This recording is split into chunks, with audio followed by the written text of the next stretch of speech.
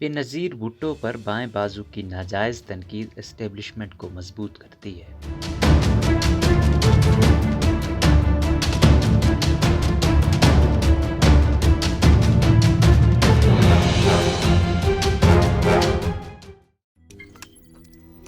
روزنامہ قدرت کی ویڈیو دیکھنے کے لیے ابھی یوٹیوب چینل پر سبسکرائب کریں اور بیل آئیکن پر بھی کلک کریں۔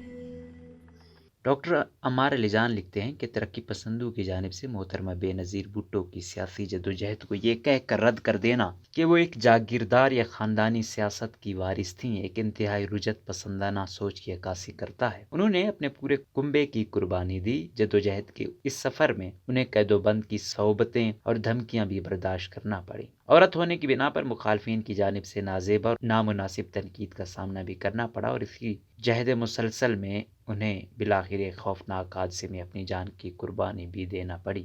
انہیں ان تمام مصیبتوں کا سامنا اس لیے نہیں کرنا پڑا کیونکہ وہ ایک جاگیردار تھے۔ کتنے جاگیردار ان مشکلات سے دوچار ہیں؟ وہ اس لیے مشکلات سے لڑیں کیونکہ انہوں نے آمریت، مذہبی انتہا پسندی اور پدرشاہی نظام کے خلاف آواز اٹھائی۔ ان کی ظلم اور جبر برداشت کرنے کی قابلیت اس خطے میں بسنے والے لوگوں کی اپنی محرومیوں سے لڑنے کی طاقت کی عکاسی کرتی ہے، جو کہ خود بھی نو آبادیاتی نظام کے ظلم و ستم کا مقابلہ کرنے پر مجبور ہیں۔ یقیناً انہوں نے کچھ غلطیاں بھی کی، سمجھوتے بھی کیے اور ان کی کچھ مجبوریاں بھی، تاہم یہ مجبوریاں ایک مضبوط اور شفقانہ اسٹیبلشمنٹ کے خلاف طویل اور پرجوش جدوجہد کا نتیجہ تھی، نہ کہ محض نظریاتی تخیل۔ ہر نسل کو ماضی کی غلطیوں سے سیکھنا چاہیے اور ان کو مد نظر رکھتے ہوئے آگے بڑھنا چاہیے۔ یہ سبق ہمارے لیے بھی ہے، لیکن یہ سب بے نظیر یا ان ساتھیوں کی جدوجہد کو رد کر دینے سے ممکن نہیں ہوگا۔ ظلم و جبر کے خلاف لڑنے کی ان کی جدوجہد مزاحمت اور پروکار انداز ہمارا بھی ورثہ ہے۔ ان کی جانب سے کیے گئے سمجھوتے بھی بحیثیت قوم ہماری اجتماعی ناکامی ہے، جس کی تصحیح کرتے ہوئے ہمیں آگے بڑھنا ہے۔ پیپلز پارٹی کی سیاست پر بائیں بازو کی ایک مفصل اور جامع تنقید موجود ہے، تاہم 90 کی دہائی میں رجعتی قوتوں نے بائیں بازو کا ہی بیانیہ پیپلز پارٹی کے خلاف استعمال کیا اور بےنظیر کی ترقی پسند سیاست کو شدید تنقید کا نشانہ بنایا، جبکہ یہ رجعتی قوتیں پیپلز پارٹی میں موجود بائیں بازو کے لوگوں سے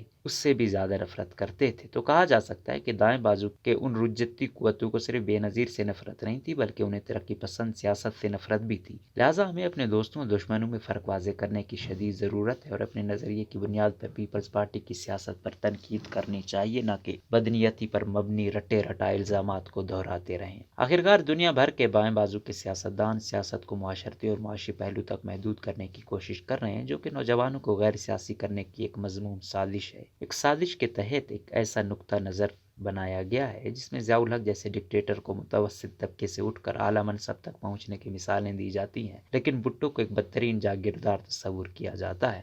ایسا تقابلی جائزہ ایسے ہی ہے جیسے ایک فاشسٹ حکمران نریندر مودی گاندھی یا نہرو خاندان کے مقابلے میں خود کو بہتر قرار دیتا ہے۔ اس کی بجائے ہمیں یاد رکھنا چاہیے کہ سیاست کی سمت کا تعین ان اصولوں پر ہوتا ہے جو سیاسی میدان میں طے کیے جاتے ہیں، جس کے لیے قربانیاں دینے کے لیے بھی ہمیں وقت تیار رہنا پڑتا ہے۔ اس لیے محترمہ بےنظیر بھٹو نو آبادیاتی نظام کے خلاف مزاحمت کا ایک استعارہ ہے۔ اس سے کوئی فرق نہیں پڑتا کہ کون کتنا مارکسی فلسفہ استعمال کرتا ہے، تاہم اگر ہم ان سے آگے بڑھنا چاہتے ہیں تو ہمیں مزید کام کرنا ہوگا اور مزید قربانیوں کے لیے ہمیشہ تیار رہنا ہوگا۔ محترمہ بےنظیر بھٹو کی سیاسی جدوجہد کو رد کرنا ایک ناقص شکست خوردہ اور حاسدانہ سوچ کی عکاسی کرتا ہے۔ یہ ایک ایسی کیفیت ہے جو ہمیں حقیقی ترقی پسند متبادل سیاست کے بجائے اسٹیبلشمنٹ کی نفرت انگیز سیاست کے قریب لاتی ہے۔